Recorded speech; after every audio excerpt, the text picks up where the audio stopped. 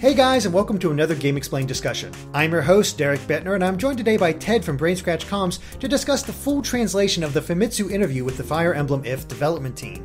Now, we talked about this earlier, basically where it was sort of hash translated. We got a couple details here and there, so there's really not a whole lot of new stuff here, which is probably good because we talked for 40 minutes on all that stuff to begin with, so we really don't have that much more to go over. But there actually are quite a few tidbits here and there that I felt like it was worth talking about and discussing. So let's get into that. I think one of the more minor things is with Phoenix Mode. We talked about that at length, about how Phoenix Mode is working and how it's essentially impossible to lose. Except it's not. We find out here that there's certain victory conditions that can happen. They're more complicated, like having to reach a destination within a certain number of turns, where, of course, you can fail if that happens. So it's very minor, but hey, Phoenix Mode does have some challenge. A little bit, I suppose. I have to imagine that it's got to be like casual mode from Awakening, where there are set characters that cannot die, otherwise you lose. Like, I'm pretty sure in casual mode, if Chrom or Robin die, it doesn't matter. You have to restart that mission or restart from the save point. So I'm pretty sure that if Kamui, the avatar, whatever his translated name ends up being, I can't imagine any of the other, maybe Aqua, I suppose. Mm-hmm. If any of these critical characters get killed, I imagine that you'd have to restart as well. So, it can't be as hand-holdy as like the magical Tanuki suit from 3D Land or whatever. But I guess it's nice that you can in fact like lose. It's weird to think about that because there's so many games you complain about it being so hard. But yeah, I guess it's nice that you won't be. It doesn't matter. You still will have to try to beat the game, at least a little bit. Yeah, it really is. Like they really emphasized in this interview that this is for newcomers to the franchise that just want to explore, but not like be too pressured by it, where they can just sort of get a sense of it. And you know what? There's been a lot of discussion on this, but I think it's just fine as it is. We don't have to worry about it and all that stuff. It's great to see that they're taking these new fans into account. Maybe a little too easy, a little too hand-holdy, but I'm sure somebody gets use out of the white Tanuki suit, as you said. Yeah, again, you can make arguments about how casual mode or Phoenix mode ruins the strategy aspect of the series. In my eyes, as eyebrow-raising as it might be, as long as it's an optional mode that I don't have to touch, and it could help someone else, I don't really have too much of a problem with it being in the game. Yeah. That's just how I view most things, really. So exactly, and that's how I feel. Now, one thing that is interesting and sort of in relation to that is how is basically their reasoning behind the abolishment of weapon durability for If. And one of their team members explained that when development started on this, one of the challenges they had is to find ways to help newcomers enjoy the game without feeling too stressed. One, of course, was the Phoenix mode, but this is just in a more standard way, just in general. And I think he actually raises a very good point here, where one of the things that came to their mind was the timing to when they use the stronger weapons. And that whole micromanagement thing is like, do I use it now? Should I wait? Is this the right time to use it? Do I want to lose this weapon? Trust me, I'm very well aware of that stress of when the best time to use certain weapons are, whether it's the best time to advance it and you just sort of go with it, or using the stronger weapons too much that you lose them and you don't have the money to get the next one. So I actually really like it makes sense. And plus, they were essentially saying that if they're not going to use the stronger weapons anyway because of fear of using it, they might as well not be there. So I love the idea that they was like, okay, well, we want them to at least use the damn things. So, let's try to rework this so they actually will use all the weapons. A couple months back, I recorded Fire Emblem Awakening for Brain Scratch Comms, which you will probably be seeing a couple months from now. We have a backlog. And, I noticed as I was playing through the game that I had a ton of really powerful weapons stored up. And I was trying to be better about using them in this run because I know that in not just Fire Emblem, but every RPG I play, by the time I get to the final boss, I've got 12 cure-alls, 15 magical ultimate swords, all sorts of stuff that I'm just storing in the back burner because I might need it for something even harder later on.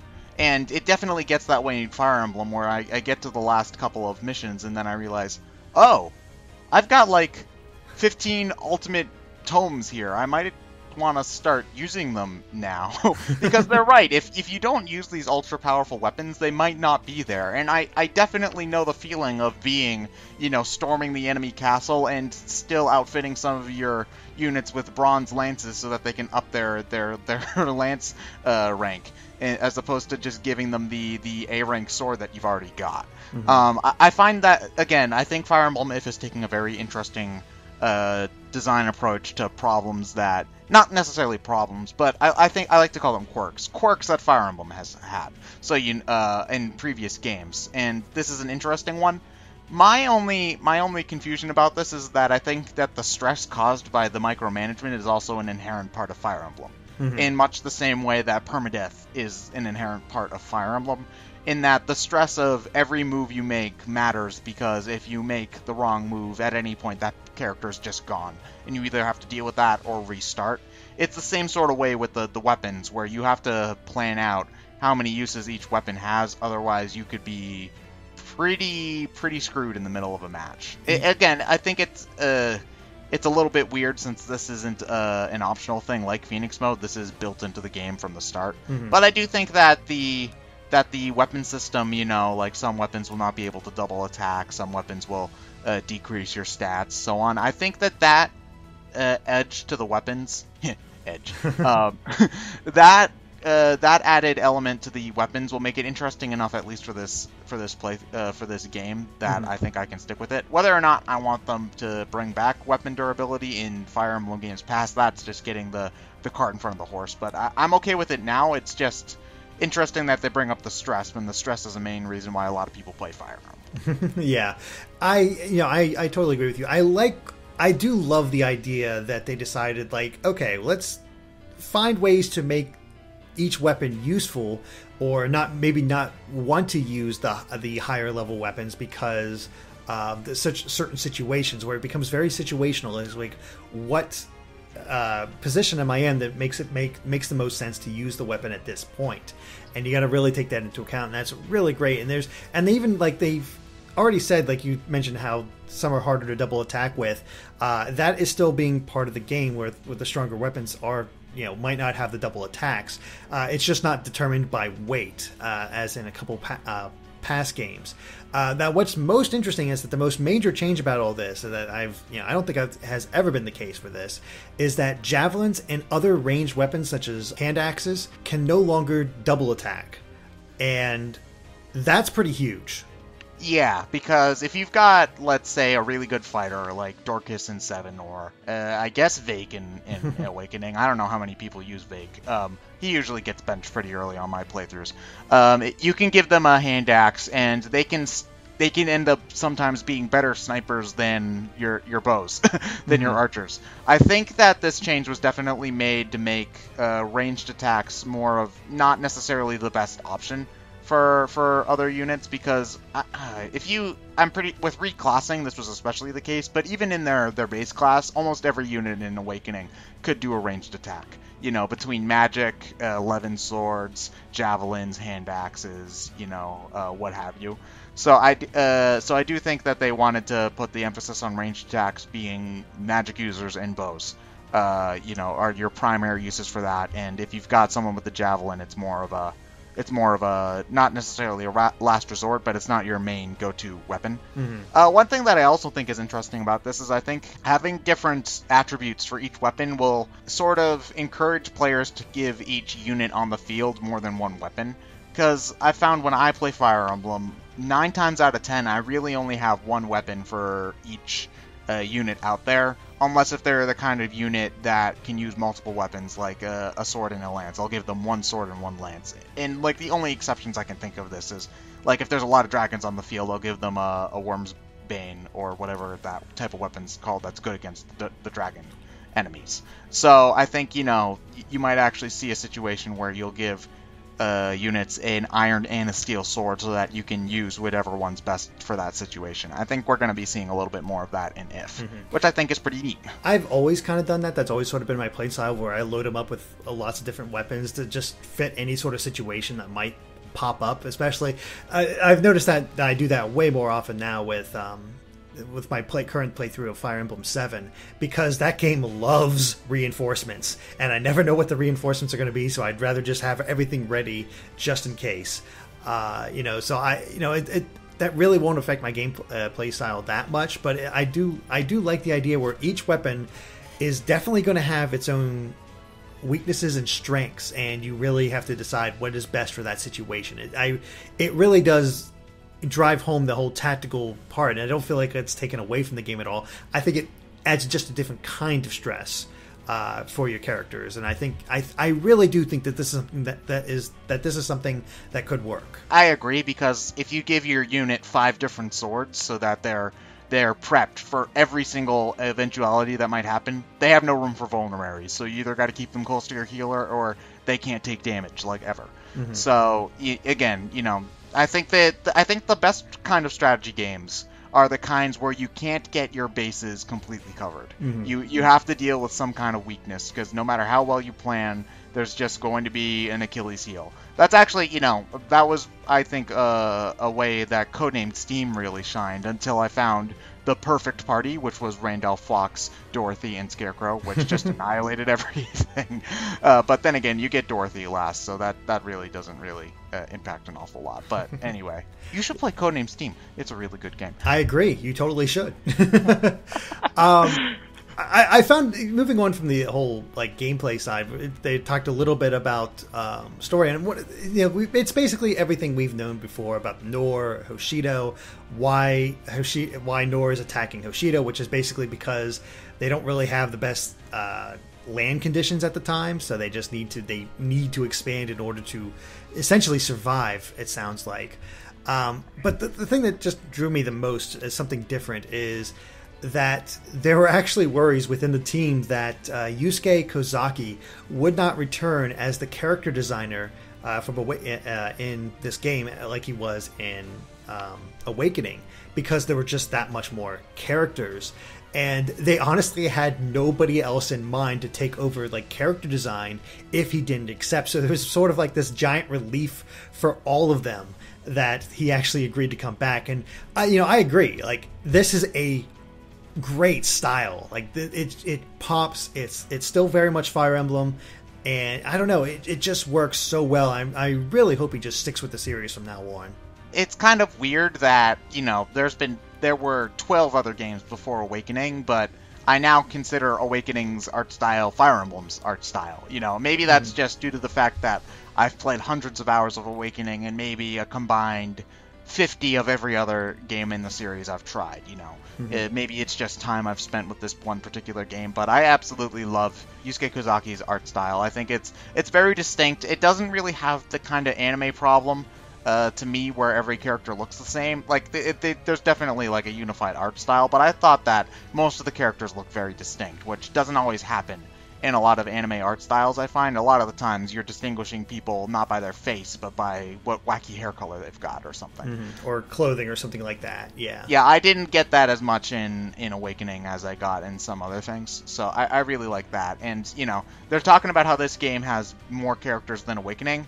I'm wondering if if each side individually has more characters than Awakening, or combined each side, the entire game has more characters than Awakening. That's a good question. They didn't say for sure, but it's definitely because they have two versions. I don't know if they're going to have more individually. I really don't. Yeah, because I'm kind of wondering if you play the third campaign, the neither side campaign.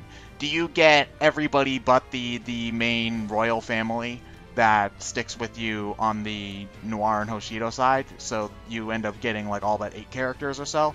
Because if that's the case, then you're probably going to have a gigantic cast. Because I'm pretty sure Awakening's cast is well over 40 characters, if you count including all of the Spot Pass characters and the children. So there's probably going to be a lot of people to recruit, which yes. is always so much fun because trying to recruit a character makes the strategy so much more difficult than just trying to beat the mission. Yeah, it's something else. But you talked about how it felt like Fire Emblem as soon as you saw it, and looking at the older Fire Emblem games, it really is a case of the art style is super similar to what's in Awakening. It just feels like Awakening is much more of a refinement of that style, where they sort of unified it and updated it and made it much more modern, and it works so well, I feel.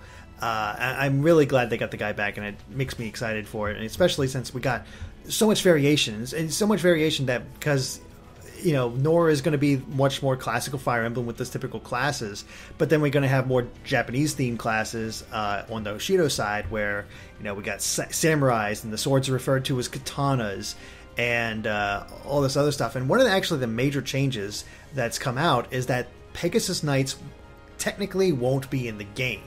Instead, we're going to have the Pegasus Warrior class, which essentially comes down to the fact that they can either be male or female, which has never been the case before in previous games.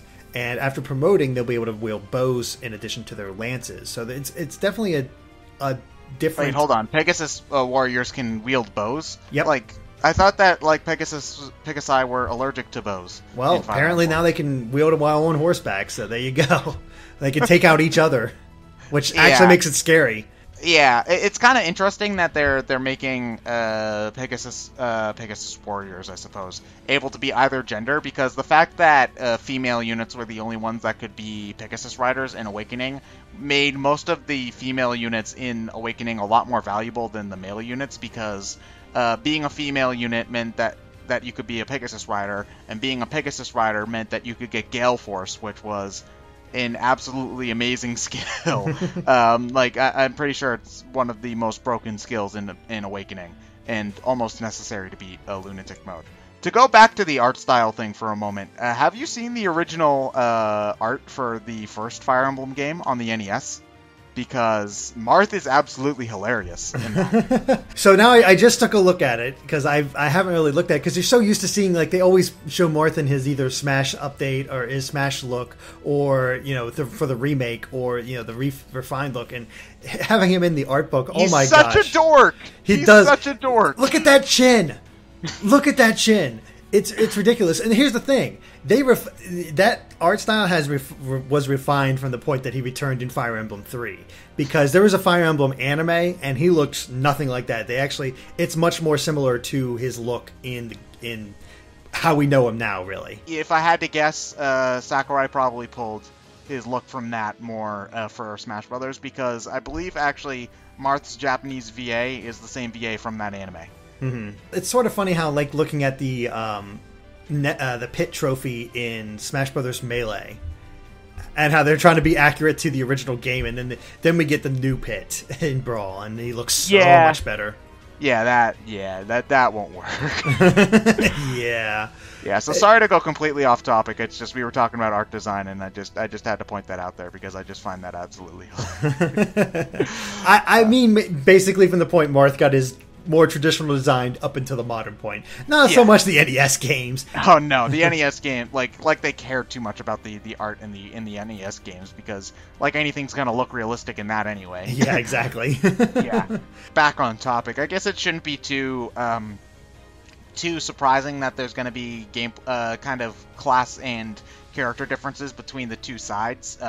Getting samurai instead of cavaliers on the Hoshido side. I think a lot of that is not I don't want to say pretty obvious, but it makes sense. One thing that I really like story-wise is that the Noir aren't again, I like that there's going to be a lot more moral ambiguity to this whole thing than initially it seems, because you look at the two sides, especially the way they present them in the in the North American direct trailer, it's the glory-seeking Nor and the peaceful Hoshido, and you start to think, oh, look at the bad guys and the good guys. I like that it's a lot more complicated than that, because it's not a case of them trying to expand because they're evil. It's they'll die if they don't. And then I think you might also get this kind of, this is just me speculating at this point, but I think we might get this kind of feeling that, there's this resentment that this kind of high and mighty country can be all like, oh, war is bad, when they're, sitting pretty with good weather and plenty of food, and everybody's happy when the Nor people are struggling. And, they kind of have the balls to kind of, talk down to them. I think that we might get some of that too, and I think it'll make it a lot more interesting, because if there's one thing that I want to see on the Hoshido side, is not to have, it be a straight up good guys versus bad guys thing that we got in Awakening, because that's a little bit done at this point. Yeah, and we're already getting, this has already been confirmed in this interview as well, that this is not a continuation of any previous Fire Emblem worlds. This is a completely new world, except it's going to have, but it will have a couple like winks and nods to like Awakening. We don't know in what capacity yet, but this is sort of like the separation between Marth's Fire Emblem and Roy's Fire Emblem and Ike's Fire Emblem. They're all their own different universes, I guess. Fire Emblem continuity is weird. Like there are some instances where there is continuity. Like I know the first 3 games all take place in Marth's time, I'm pretty sure, and then Awakening. I'm not sure about Gaiden, but definitely 1 and 3. I'm pretty sure Gaiden takes place in the Marth world. Marth's just not in the game. Okay, I'm pretty sure is how it is, and Awakening's like 2,000 or something years later, so I'm wondering why they're still in medieval times, but whatever. I know that 6 and 7 are related, Radiant Dawn and Path of Radiance are related. A lot of them are just kind of doing their own thing, I'll notice, but they will have kind of references here and there, like, I'm pretty sure there's a reference to maybe Radiant Dawn in one of the support conversations for Awakening. So they wink and nod at other games all the time. There's just never a unified timeline, because, if you tie yourself down to a strict succession of events, you have to stay true to that continuity, which causes problems. Or if you try to stitch together a firm continuity after the fact, you end up with the Zelda timeline. That's true. I'm fine with the different universes explanation. It really does work for Fire Emblem, because it's interesting seeing these worlds continue, but it's also interesting to get new ones where it's just different. I think it just sort of works. Really, there's not too much else to go off of from this interview. The only other thing that really stuck out to me is that there's a new class called the Strategist, which is not the same as a tactician. What a Strategist is, and it might be actually a promoted Rod Knight, it's not clear yet, but it's somebody that rides on horseback that wields both tomes and staves. Well, we've already had troubadours, but I don't think I've ever heard of a mage riding a horse. And that sounds amazing. There was the Dark Knight in Awakening. They could use tomes. But yeah, that does sound pretty cool. I really hope that the localization team gives them a different name, because that would be really, really confusing. But yeah, that seems pretty cool. Also, characters have less branching classes in this one. Apparently, you only get 2 as opposed to 3.